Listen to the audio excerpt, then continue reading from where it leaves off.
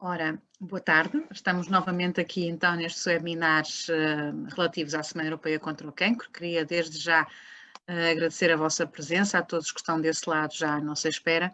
Tem sido um gosto ao longo destes dias estar convosco. Hoje, como sabem, o nosso convidado é o professor António Araújo, que vai com certeza também poder partilhar connosco um pouco do seu saber no que diz respeito aos cuidados e ao acesso ao tratamento dos nossos doentes oncológicos.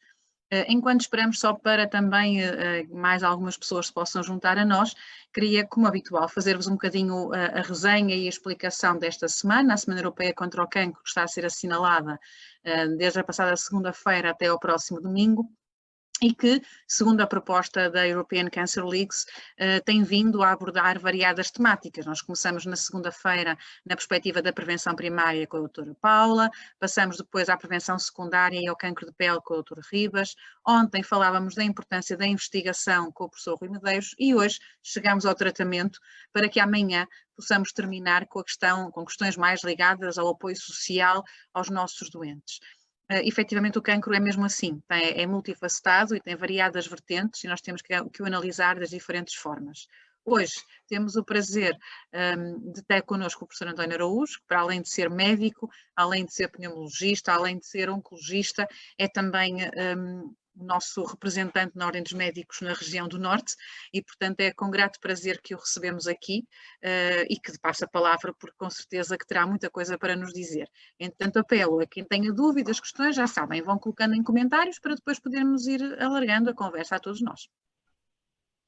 Muito obrigado, boa tarde a todos. Em primeiro lugar, queria agradecer ao Núcleo Regional do Norte da Liga Portuguesa contra o Cancro o convite que me fez para participar neste webinar.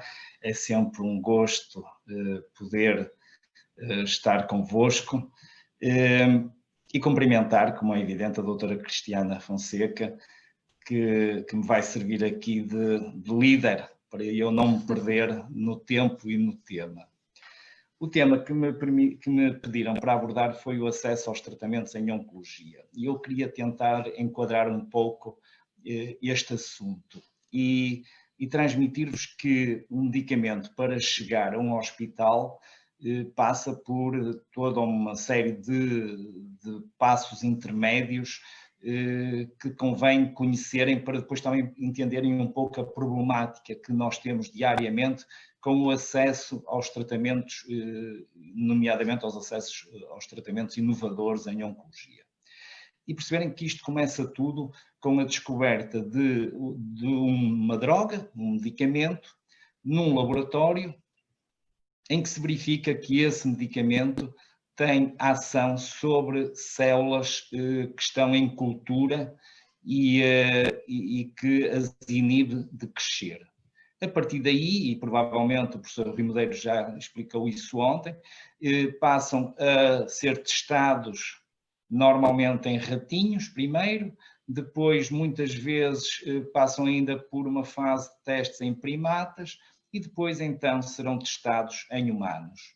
E tem que passar por ensaios de fase 1, em que é avaliada sobretudo a segurança do medicamento e depois um pouco a sua eficácia, por ensaios de fase 2, em que já se começa a tentar perceber a eficácia do medicamento em alguns contextos, nomeadamente no tratamento de um cancro já específico, num determinado estadio, portanto, num determinado grau de desenvolvimento, e depois passam então por um estudo de fase 3, em que é comparado esse novo medicamento, esse novo protocolo de medicamentos com o medicamentos padrão.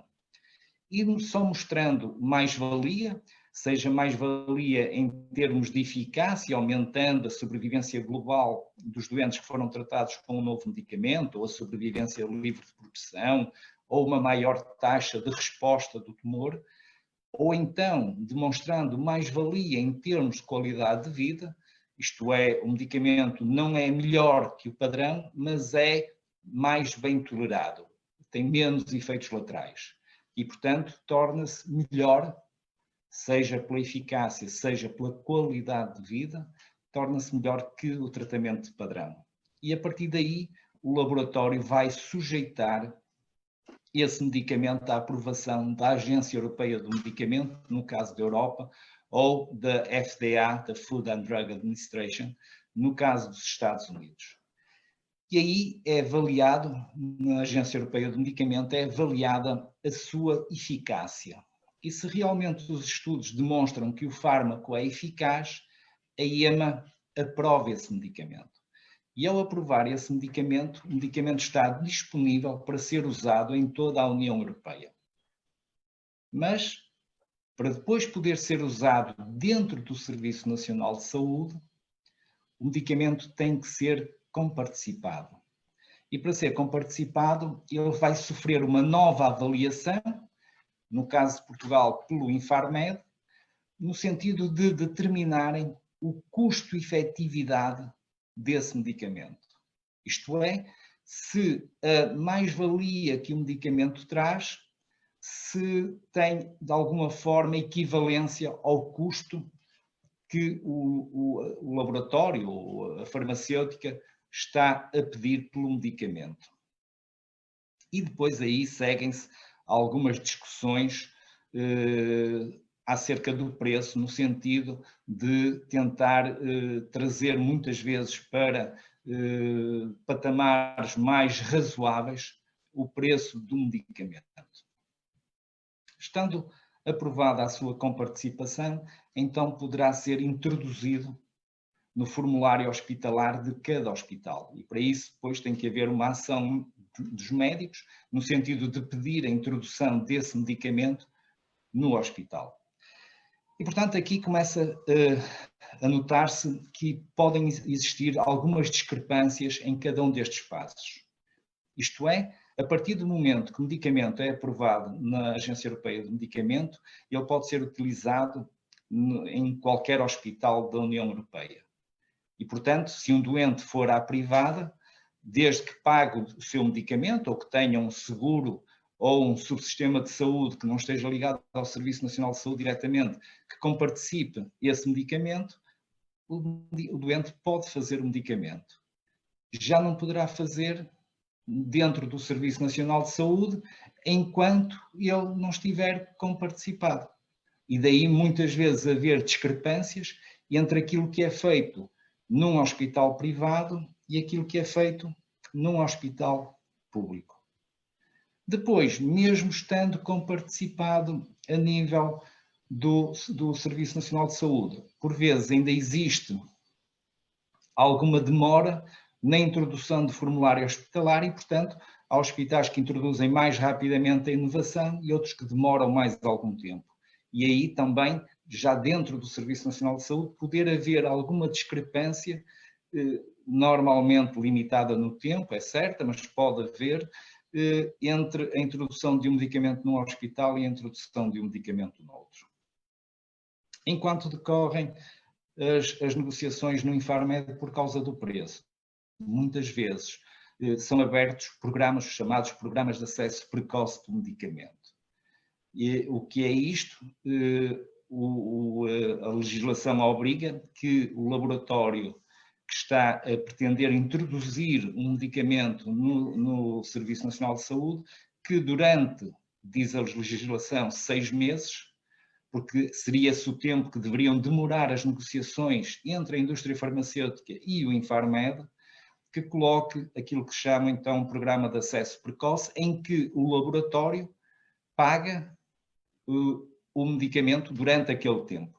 Normalmente o laboratório calcula um número de doentes razoável para aquele limite de tempo e assume a despesa com o medicamento.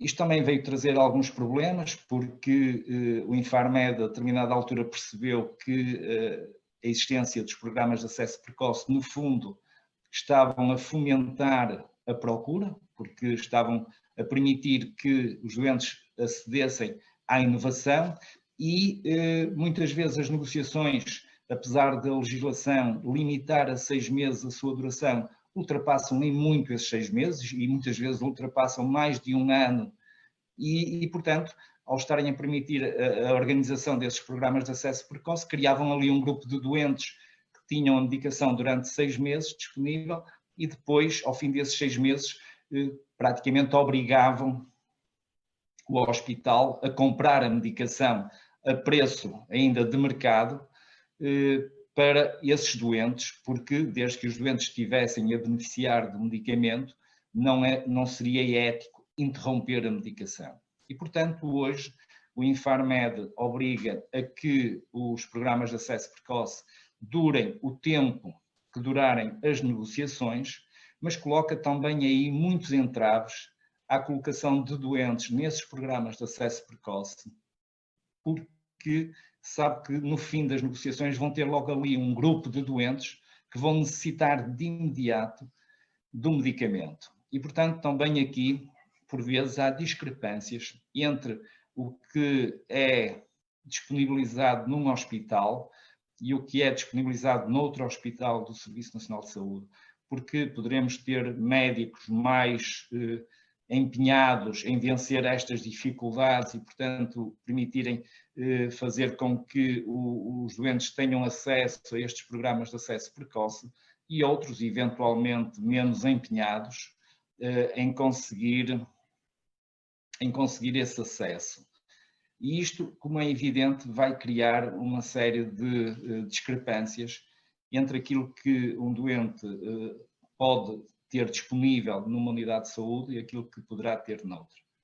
Depois é evidente também que o acesso aos tratamentos depende muito do saber de cada médico, depende muito da tradição de cada unidade hospitalar e depende muito também, como é evidente, se o doente é tratado numa unidade hospitalar central ou de grande dimensão, ou se o doente é tratado numa unidade hospitalar de pequena dimensão, porque muitas vezes os próprios colegas não estão tão alerta para a inovação e não conseguem, muitas vezes, nessas unidades mais pequenas, convencer os serviços de administração, os conselhos de administração, sobre a mais-valia que a inovação traz e, portanto, tem alguma dificuldade em disponibilizar essa inovação.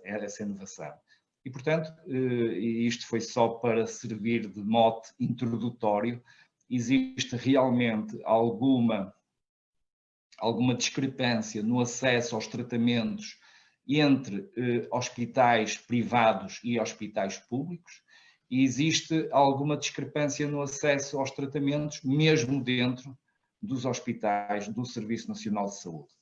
Apesar de, hoje em dia, dentro do Serviço Nacional de Saúde, essa discrepância ser cada vez menor, porque já houve alturas, há uns anos atrás, em que esta discrepância era muito mais acentuada e os doentes notavam muito mais com medicamentos a serem disponibilizados durante muito tempo em alguns hospitais e a serem recusados sistematicamente em outros hospitais, e muitas vezes só atravessando a rua. Isto também, fiquem também com esta noção, e eu vou já dar a palavra aos telespectadores, que isto não é caso único a nível da União Europeia. Passa-se, por exemplo, muito em Espanha, com a questão das autonomias, e com a questão das autonomias, os doentes acabam por ter diferenças muito grandes no acesso ao tratamento, dependendo da região autónoma onde vivem. E depois, muitas vezes, dentro da própria região autónoma. E, portanto, neste aspecto, o facto de não haver regiões autónomas em Portugal, termos apenas um Serviço Nacional de Saúde único e teoricamente equitativo para todos, acaba por mitigar, que é uma palavra que hoje se usa muito, não por causa dos medicamentos, mas por causa da infecção que por aí anda, mas acaba por mitigar esta diferença no acesso aos tratamentos. Eu não sei se temos perguntas ou se posso aqui abordar mais algumas questões, doutora Cristiana, diga-me. Nós já recebemos algumas perguntas, mas se calhar mais específicas em relação a algumas questões mais clínicas. Sabemos que também como é habitual, quando temos um médico à nossa disposição, gostamos também de tirar algumas dúvidas mais pessoais, mas eu se calhar acho que devíamos começar por questões mais gerais e depois vamos especificando. Claro, e acho que realmente está a abordar também assuntos muito importantes. Nós falávamos nos primeiros 3 webinars da importância da literacia em saúde, de nós compreendermos aquilo que nos é dito para conseguirmos fazer opções saudáveis, não é? E aqui eu acho que continuamos na mesma linha de pensamento. Por vezes o que acontece é que o ruído é tanto em relação ao acesso aos tratamentos, vêm tantas informações de tantas fontes, que é muito complicado para aquele que realmente tem interesse, que é o doente, em última análise, conseguir perceber o porquê de facto haver alguém que tem acesso a um tratamento e outro alguém que não tem, ou até a pessoa que esteve sentada comigo na sala de espera, de repente a ela é prescrito determinado tratamento e a mim não é, porque é que a outra pessoa pode ir e eu não posso, e acho que realmente estas informações têm a ver no fundo com questões que nos ultrapassam a todos e aos médicos também, não é? Que são autorizações do ponto de vista das agências europeias e mundiais e mesmo no próprio país daquilo que é o acesso possível, acho que é extremamente importante que nós também abordemos, portanto acho que sim, acho que poderia continuar um pouquinho mais nesta sua nota mais introdutória e depois iríamos às perguntas. Certo. Eu estava aqui a pensar na questão dos próprios ensaios clínicos e dentro dos próprios ensaios clínicos muitas vezes os doentes acabam por não entender porque é que uns entram nos ensaios clínicos e outros não.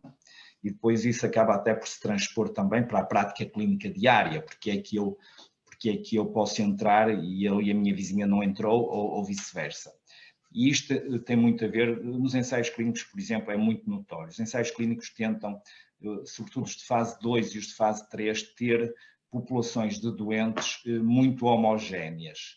E, portanto, têm critérios de inclusão e critérios de exclusão que são muito rígidos. E por isso, muitas vezes é proposto um ensaio clínico a um doente com exatamente o mesmo tipo de tumor, exatamente com as mesmas características, e não é proposto a outro doente que esteja, por exemplo, na sala de espera, mesmo tendo o mesmo nome da doença e as mesmas características clínicas, mas basta, por exemplo, o doente estar a fazer um anticoagulante ou um medicamento com cortisona, que pode inibir logo à partida a introdução desse doente num ensaio clínico. E, portanto, para um ensaio clínico tenham uma noção de que existem critérios de inclusão e exclusão rígidos, critérios esses, no caso dos critérios de inclusão, o doente tem que cumprir todos os critérios de inclusão, no caso dos critérios de exclusão, o doente não pode ter nenhum critério de exclusão, porque se tiver um, não pode ser incluído no ensaio. E por isso, muitas vezes as pessoas pensam, bom, mas então porquê? E a explicação é esta. E depois isto é transposto, como é evidente, também para a prática clínica diária. E isto porquê? A doença oncológica não é uma doença única. O cancro da mama não existe um cancro único. O cancro do pulmão não é um cancro único. São múltiplas doenças. Só para nós termos uma noção simples do que eu estou a falar, podemos dizer que uma mulher tem um cancro da mama, normalmente é um carcinoma ductal invasor, pode ter receptores hormonais positivos ou receptores hormonais negativos. E só isto, por exemplo, já faz toda a diferença no tratamento. Uma mulher que tenha receptores hormonais positivos, muito provavelmente ao longo do contínuo da doença irá fazer hormonoterapia.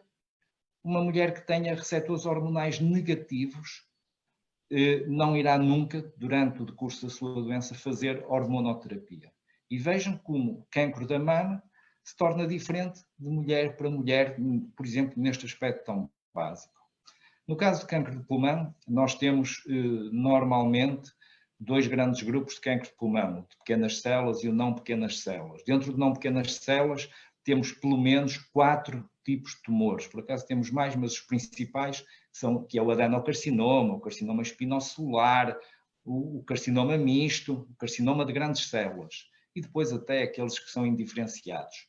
E logo à partida isto faz com que os tratamentos sejam diferentes de doente para doente. Mas depois, hoje em dia, nós vamos também ver um marcador especial para nos guiar na imunoterapia, que foi a grande arma última que se desenvolveu para tratar os nossos doentes, que é a expressão de PDL1. E esta expressão de PDL1 vai fazer com que eu possa fazer imunoterapia logo no início ou não. E depois, no caso do adenocarcinoma, nós fazemos, por exemplo, hoje, sequenciação genética profunda para determinar biomarcadores, alterações genéticas no tumor. E dependendo dessas alterações genéticas, os doentes podem ter indicação para fazer medicamento dirigido a uma mutação genética ou não, se ela não estiver presente. E, portanto, dizer que tenho um cancro do pulmão é o mesmo que eu dizer que é um homem ou uma mulher, diz-me relativamente pouco. Dizer que é um adenocarcinoma, um carcinoma espinocelular, é o mesmo que dizer que é um portuense ou um lisboeta. E, portanto, e depois temos que cada vez mais ir afinando o conhecimento que temos sobre o tumor e imaginem o paralelismo, o conhecimento que temos sobre a pessoa que estamos a tratar. E isso vai influenciar, evidentemente, o tipo de medicamento que eu possa propor ao meu doente. Depois,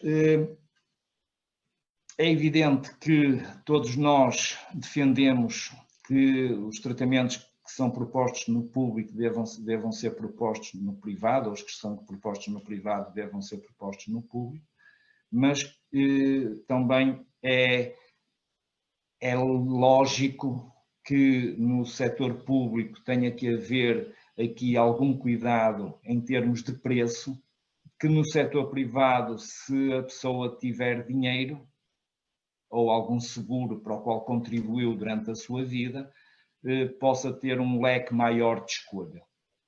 E isto hoje em dia, por exemplo, põe-se muito a questão se o Serviço Nacional de Saúde tem dinheiro para pagar todos os tratamentos. E isto porque tenham também esta noção. Eu tenho falado múltiplas vezes sobre isto, porque é importante que as pessoas tenham noção do que estamos a falar. Quando uma pessoa faz um tratamento de quimioterapia, hoje em dia um tratamento de quimioterapia anda na casa entre os 600 e 800 euros por tratamento. E normalmente fazemos entre 4 a 6 tratamentos. E, portanto, gastamos 4.800 euros, 5.000 euros no tratamento total do doente. Quando eu faço terapia dirigida a alvos específicos, eu gasto em comprimidos, num medicamento só, cerca de, se for um de primeira geração, medicamento de primeira geração, cerca de 1.000 a 1.300 euros por mês, por pessoa, por medicamento.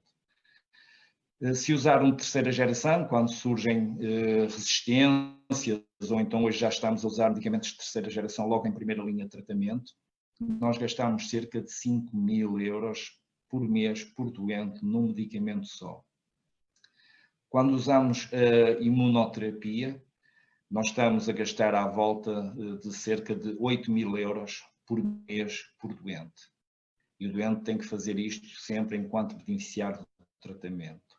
E já há tratamentos, por exemplo, para um melanoma, em que associamos imunoterapia mais imunoterapia. E gastamos cerca de 12 a 13.000 euros por mês, por doente, com os medicamentos dirigidos à doença oncológica.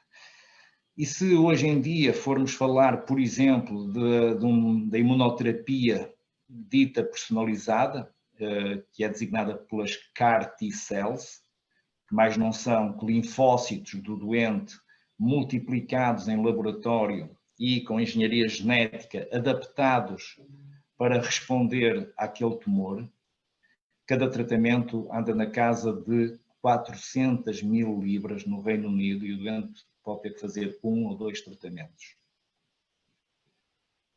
E, portanto, muito se questiona, como é evidente, se o Serviço Nacional de Saúde tem possibilidades de pagar todo este tipo de inovação. O que é facto é que até hoje conseguimos acomodar isso. Mas tem que haver, como é evidente e como todos compreendem, alguma racionalidade na adoção e na utilização desta inovação, o que muitas vezes na privada perdem um pouco essa essa racionalidade, muitas vezes no sentido de querer tratar até à exaustão o doente, por vezes para lá da linha em que se fala de não de maltratar o doente, mas de causar distanásia, isto é, de levar ao exagero o tratamento desses doentes. Depois, algumas questões que se podem colocar, por exemplo, se o Serviço Nacional de Saúde comparticipa de tratamentos inovadores no estrangeiro.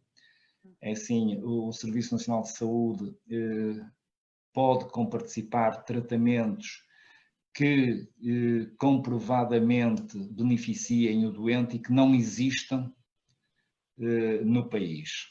Para isso, o médico tem que fazer uma proposta, há um documento próprio para isso, que é analisado por uma comissão e é autorizado ou não a ida do doente a países fora.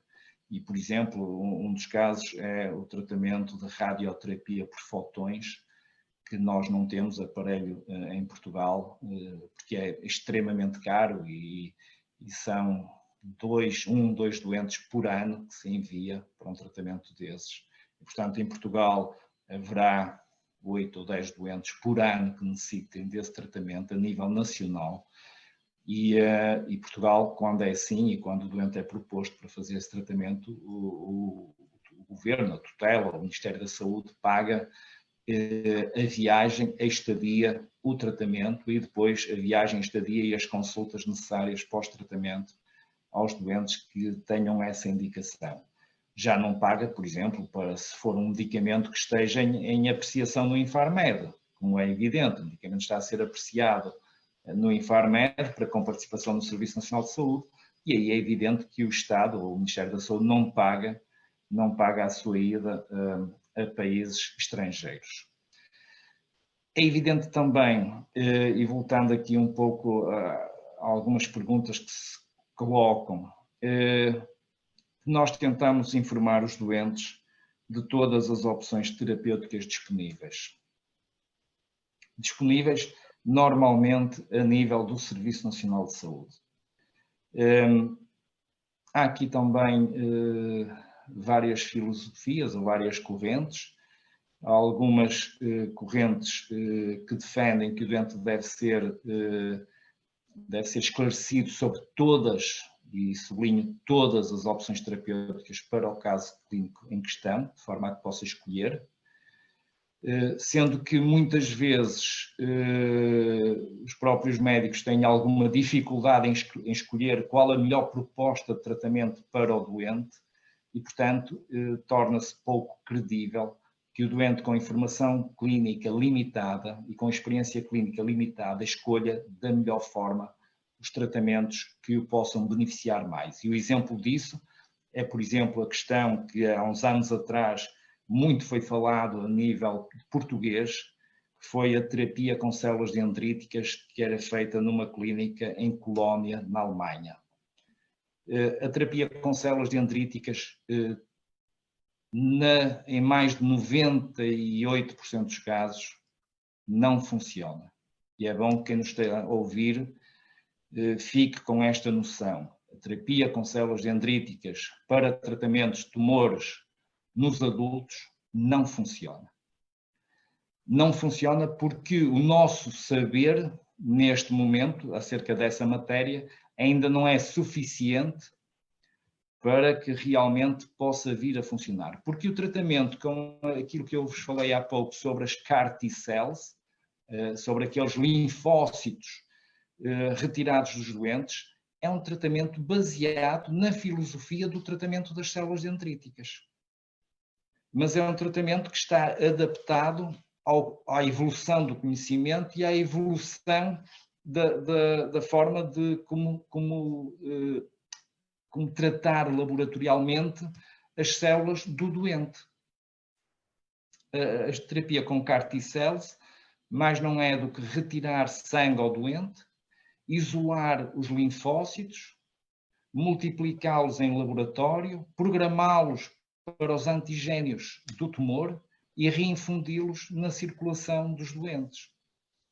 E só para terem uma noção, mesmo as CAR T-cells, neste momento, só estão indicadas para alguns tumores líquidos, alguns tipos de linfomas e de leucemias. Ainda não estão aprovados, não têm nenhum tipo de indicação para o tratamento de tumores sólidos.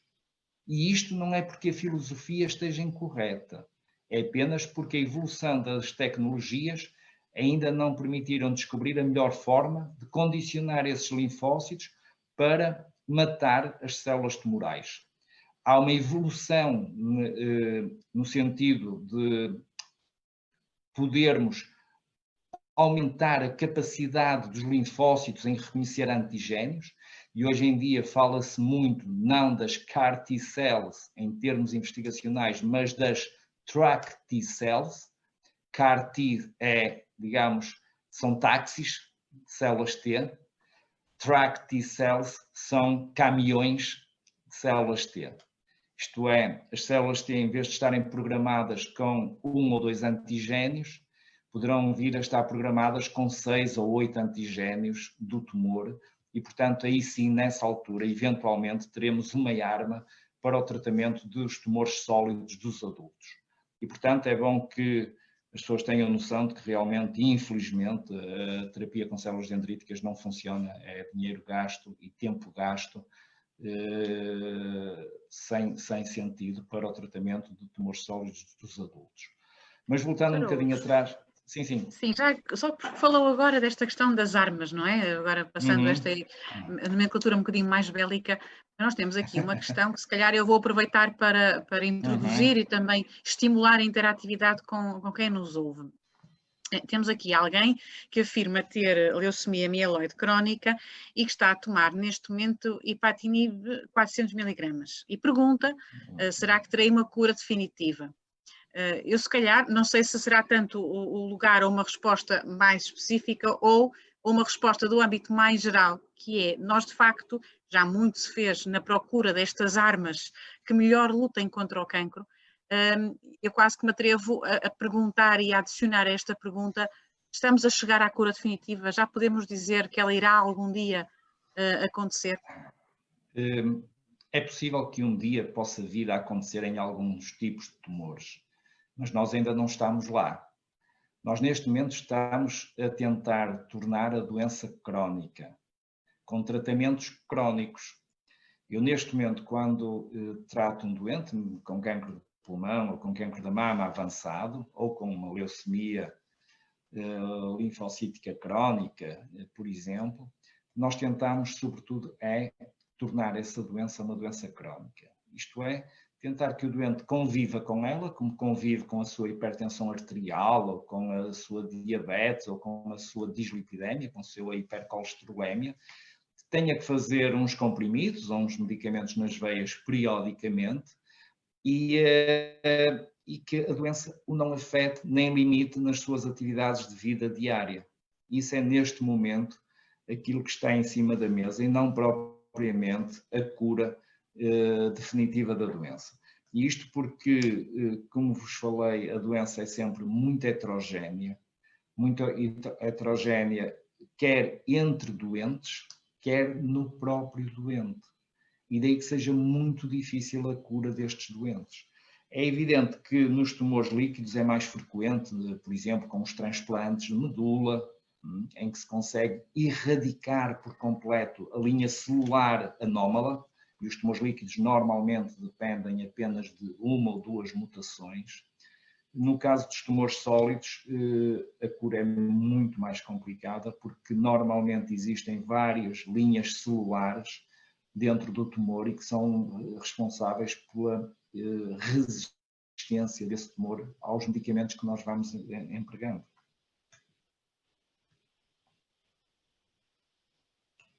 Só até adicionando, nós agora acabamos de receber um comentário que eu acho que, no fundo, também complementa o que diz.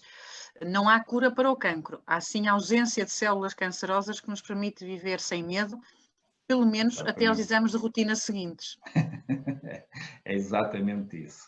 Eu tenho múltiplos doentes, e quem nos está a ouvir também sabe que isso é verdade. Muitas vezes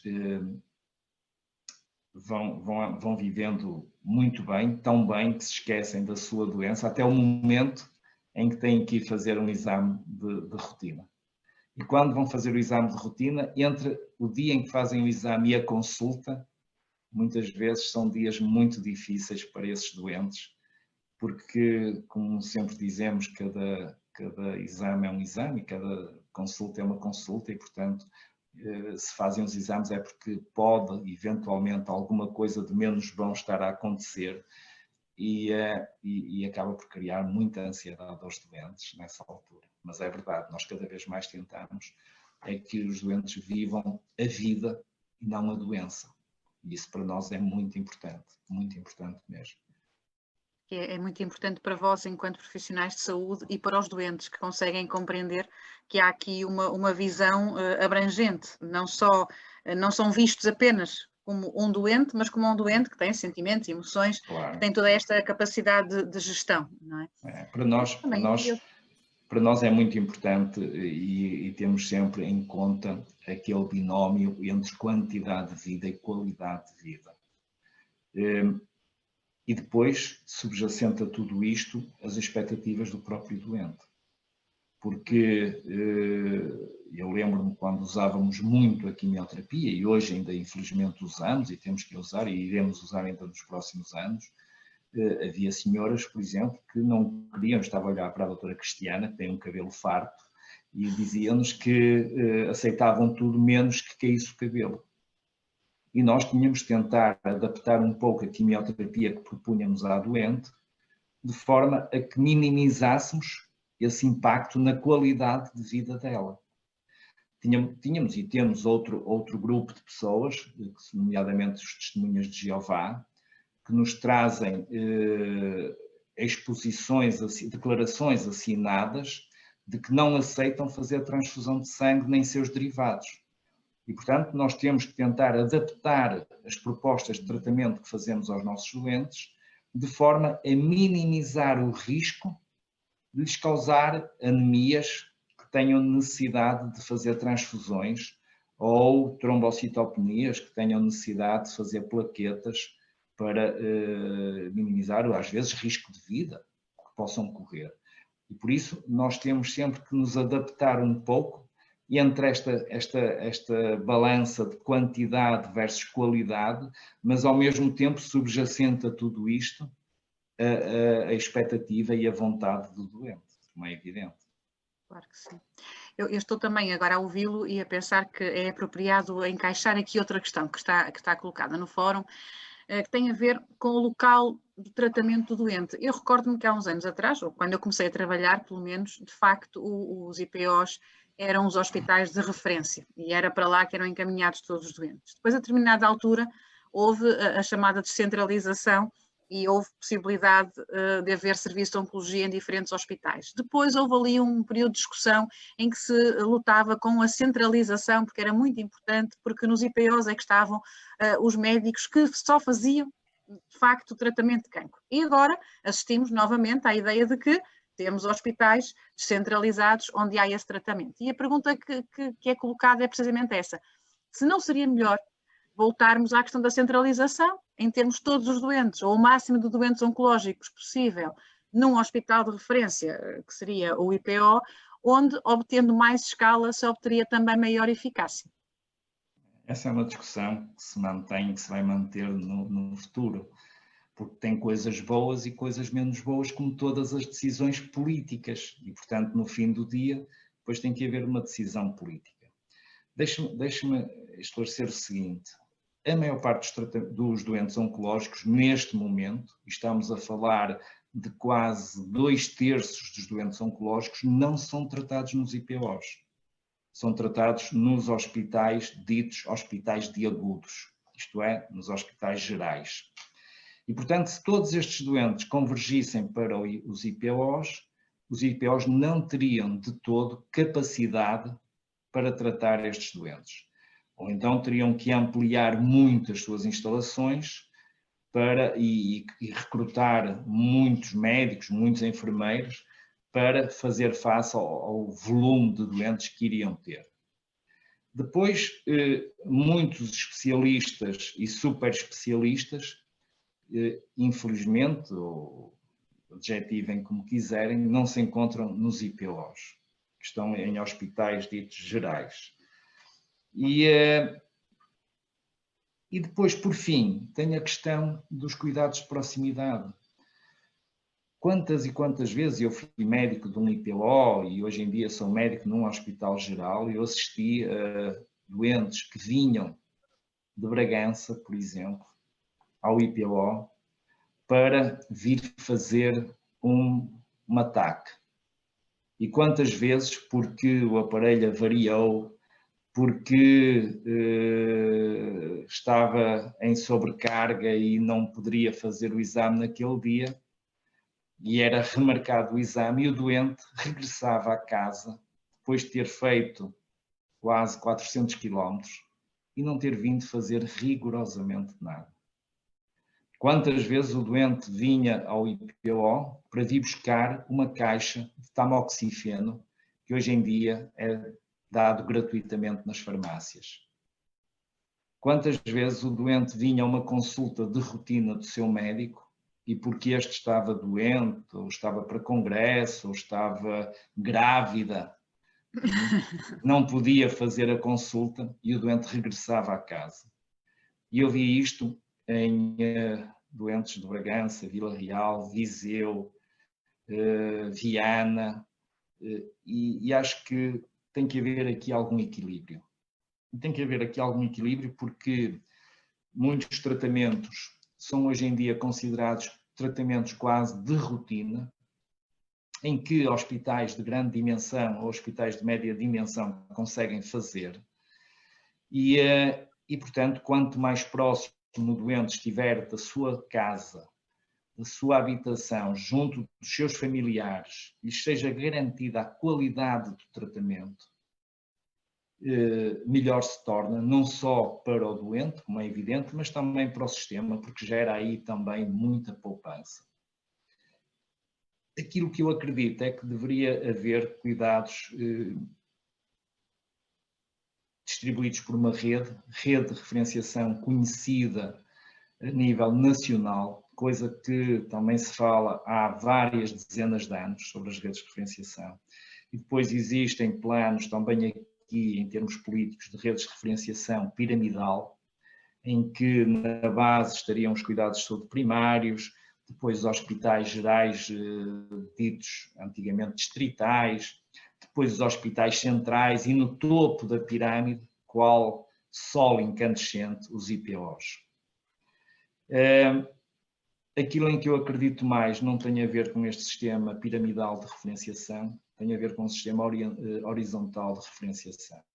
Isto é, nós devemos ter hospitais de grande dimensão por regiões, que estejam interligados com hospitais de menor dimensão e com as unidades de saúde familiar da área ou da região em que se inserem e que possam coordenar o tratamento da maior parte dos doentes oncológicos a nível regional. E um doente, por exemplo, que venha buscar um tamoxifeno, possa vir buscar ao hospital da área de residência e não ter que percorrer 100 ou 200 km para vir buscar uma caixa de tamoxifeno.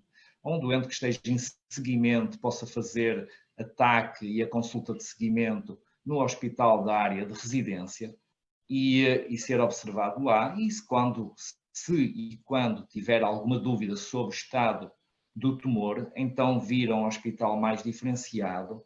E se necessitar de um tratamento mais diferenciado ainda, vir a um hospital central ou então ir a um hospital especializado no tratamento daquele tipo de tumor.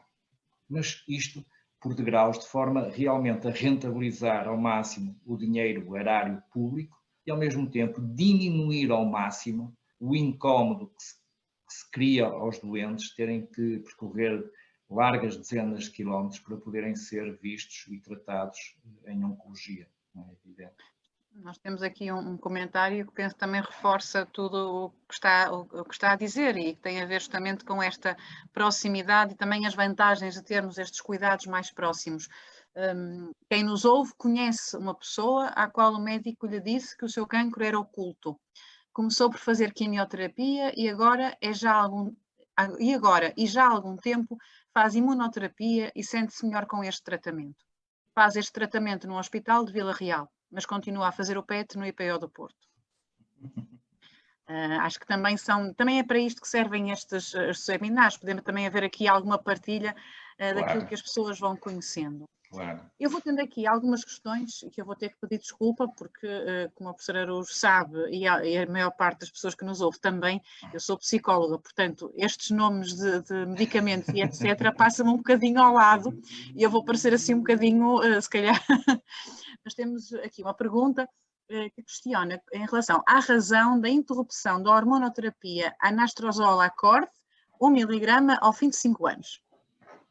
Bom, isso tem a ver com os ensaios de fase 3 que foram feitos para o cancro da mama. Eu tratei há muitos anos cancro da mama. Na altura, sou ainda do tempo em que só havia tamoxifeno para tratar as doentes com cancro da mama.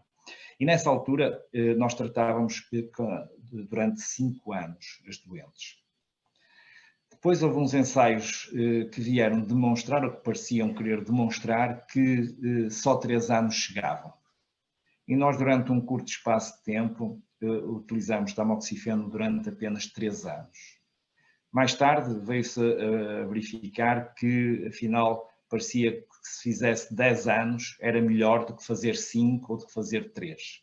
E passou-se a fazer durante 10 anos. Hoje em dia, parece que, dependendo das situações, 5 anos, e voltamos à fase inicial, 5 anos de hormonoterapia pode chegar. Há, no entanto, casos em que propomos fazer o switch, isto é, a mulher faz durante 3 ou 5 anos tamoxifeno e depois faz o switch para anastrozol ou letrozol. Depende, lá está, depende do tipo de tumor, depende da idade da doente, do estado geral dos receptores hormonais e se estamos a falar em contexto adjuvante, em que a doente está curada e está apenas a tentar prevenir o reaparecimento do tumor, ou se a doente tem uma doença metastática ou localmente avançada e que tentamos de alguma forma parar a progressão do tumor. 5 anos normalmente é o tempo que é aconselhado pelos ensaios clínicos e por toda a evidência científica disponível. E continuamos aqui no cancro da mama. Temos aqui outra questão que pedem, se possível, que o Dr. Arujo nos esclareça se para um tumor de mama triplamente negativo, que já recidivou, a perda das lâminas do primitivo trará problemas atuais ou de futuro para a paciente? Em princípio, não. O tumor triplo negativo é um tumor relativamente agressivo e que nos coloca alguns problemas porque nos retira a hipótese de fazer tratamento dirigido. Quando falamos em triplo negativo, estamos a dizer que a doente não expressa receptores de estrogênio, não expressa receptores de progesterona e não expressa o receptor HER2. E daí que se diga triplo negativo. E, portanto, nesta doente não pode fazer hormonoterapia, porque não tem receptores hormonais, a doença dela, nem pode fazer aqueles anticorpos monoclonais, uma terapia dirigida ao HER2, nomeadamente o cetuximab ou o bevacizumab. É evidente que a perda das lâminas é sempre menos bom, mas normalmente, se a doente progride, nós muitas vezes queremos rebiopsar a doença. E queremos rebiopsar no sentido de tentar reavaliar a doença, porque pode haver alteração das características da doença. E, portanto, é menos bom? É, mas não é algo que, teoricamente, impacte o tratamento da doente, porque se for necessário, quando for necessário, podemos eventualmente propor rebiopsar a doença e depois acertar o tratamento ao exame que der, ao diagnóstico, ao resultado que der essa biópsia. Não estou a ouvir. Não estou a ouvir, doutora Cristiana. Já recebi aqui a mensagem, peço desculpa. Recebemos aqui também uma pergunta no fórum, relativamente ao tipo de tratamento, quimioterapia, radioterapia, etc., num IPO ou num hospital geral, se é diferente. Que tipo de cancro é encaminhado ou deve ser tratado num IPO? Onde é mais eficaz ser tratado? Deixe-me só voltar um bocadinho à resposta que eu estava a dar anteriormente, que eu fiquei com a ideia e disse relativamente à questão do tratamento do receptor HR2, que falei no bevacizumab e no cetuximab, e é engano meu, e eu sou muito de pulmão, e daí esta minha apetência por estes dois medicamentos, mas aquilo que as mulheres fazem normalmente é o trastuzumab e o panitumumab para bloquear este tipo de receptor. E portanto, a minha desculpa por estar a induzir em erro os nomes dos medicamentos que utilizamos. Relativamente à radioterapia, é assim, neste momento existem muito poucos centros de radioterapia a nível do Serviço Nacional de Saúde. Aqui no Norte temos em Vila Real, temos no Hospital São João e temos no IPO do Porto. E não temos mais centros de radioterapia dentro do Serviço Nacional de Saúde. E, portanto, não existe aqui, logo à partida, uma grande escolha. O doente não tem uma grande escolha. Mas o que é facto é que, por exemplo, a radioterapia do IPO, que é aquela que eu conheço melhor, porque é aquela com que eu trabalho, porque eu trabalho no Centro Hospitalar Universitário do Porto, e o Centro Hospitalar Universitário do Porto trata os doentes que necessitam de radioterapia no IPO, fruto de um acordo que têm as duas instituições. E os equipamentos do IPO nesta área da radioterapia são dos mais avançados que existem. E portanto, os doentes não têm que ter dúvidas de que serão muito bem tratados, por exemplo, no IPO do Porto, a nível de radioterapia.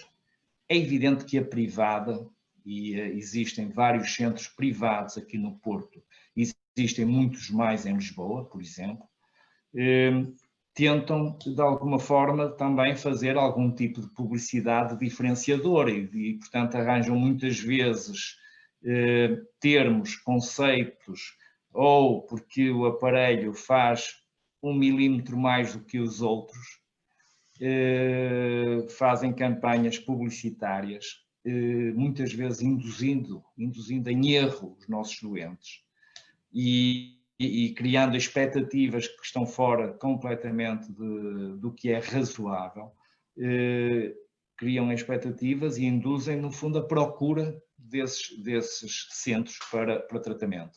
Mas aí eu friso e gostaria que ficasse bem claro que neste aspecto, por exemplo, o IPO do Porto, por exemplo, só para citar o centro com o qual eu trabalho, está muito bem equipado, está pronto a dar resposta e dá resposta a quase todas as situações que colocamos. É evidente que há sempre uma margem de doentes pequenina que beneficia com tratamentos muito seletivos. Estamos a falar, por exemplo, conforme falei no início da palestra, da radioterapia por fotões, mas é um número muito pequeno, e é mesmo muito pequeno, que necessita de uma radioterapia diferente daquela que nós normalmente utilizamos. Bem, eu acho que nós estamos aqui constantemente a receber comentários porque as pessoas ficam esclarecidas, portanto só tenho-lhe a agradecer a paciência que está a ter também e a amabilidade em responder a todas as nossas questões. Eu já falei consigo antes de nós entrarmos em direto que ficou aqui pendente uma pergunta de ontem que eu não queria deixar passar também em branco, não sei se a pessoa estará em direto ou não connosco hoje, mas acho que seria importante e que de alguma maneira também tem a ver com o estado atual da situação, não é? com a pandemia da Covid a deixar ficar um pouco para trás tudo o que são também os tratamentos a nível da oncologia, mas o certo é que esta senhora estava a manifestar a sua preocupação, uma vez que tinha um catéter venoso central implantado, onde teria que fazer uma lavagem de 6 a 6 semanas e por causa da Covid o tempo passou, chamaram para fazer a lavagem passado 3 meses e agora marcaram para agosto mais 3 meses. A senhora então tem algum receio e pergunta se pode estar tanto tempo sem fazer a lavagem do catéter, se corre algum risco. Pode. Se corre algum risco, corre. Isto porquê? Nós, na época Covid, e que estamos agora ainda a atravessar, tivemos que pesar um pouco entre o risco do doente contrair a doença e o risco de se dirigir ao hospital. Por isso é que implementamos muito, por exemplo, as chamadas teleconsultas, ou consultas por telefone, no sentido de diminuir as idas dos doentes ao hospital para diminuir o risco de eles poderem contrair a doença. O mesmo fizemos com alguns tratamentos. Houve tratamentos de radioterapia que foram adaptados para serem feitos, em vez de 6 em 6 semanas, fazerem 5 ou em 10 dias, por exemplo. Houve tratamentos de imunoterapia que, de acordo com as guidelines internacionais, nós passamos de 3 em 3 semanas para de 6 em 6 semanas. Outros que passamos de 15 em 15 dias para de 4 em 4 semanas. Houve tratamentos de quimioterapia que nós fazemos endovenosos e tentamos passar de alguma forma para tratamentos orais. E isto no sentido de, mesmo que se diminua um bocadinho a eficácia do tratamento, no caso da questão que a doente nos coloca, mesmo que se aumente um bocadinho o risco de o catéter venoso central que aquela doente tem implantado possa entupir, porque no caso desta doente é só o entupimento do catéter, se consiga diminuir as idas dos doentes ao hospital e com isso diminuir a possibilidade de eles contraírem a doença. O risco que a doente corre é um bocadinho superior, como é evidente, a se desentupisse o catéter de 6 em 6 semanas. Por isso é que antigamente se propunha desentupir o catéter de 6 em 6 semanas. Não era porque tivéssemos alguma vontade de obrigar a doente a ir lá mais vezes que o necessário.